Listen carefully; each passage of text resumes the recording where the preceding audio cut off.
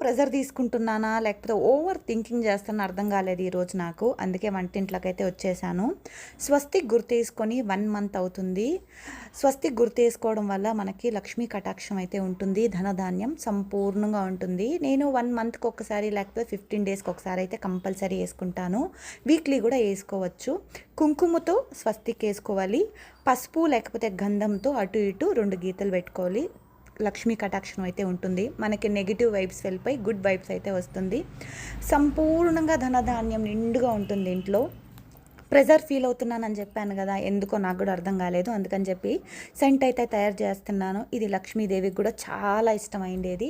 Cold water తీసుకున్నాను. దాంట్లో మన చెట్లో పూలేవన్నీ కొంచెం గుప్పిడి మల్లెపూలు తీసుకుంటే చాలు మీరు.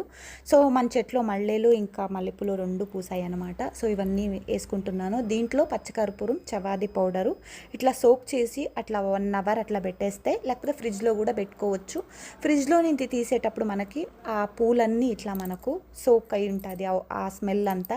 దాన్ని ఒక బాటిల్లో మీరు స్టోర్ చేసి పెట్టుకోవచ్చు. వీక్లీ 3-4 డేస్ కూడా మీరు స్ప్రే చేసుకోవచ్చు ఇంట్లో. చూడండి ఎలా ఉందో కలరు.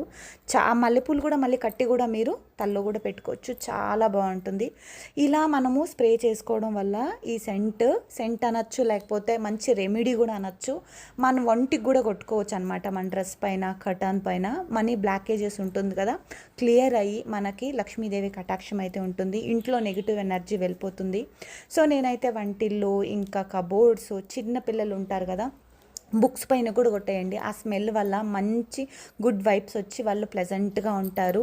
ఇంటికి ఎప్పుడు రావాలా అని ఎదురు చూసేలాగా ఉంటుంది. ఇది ట్రై చేసి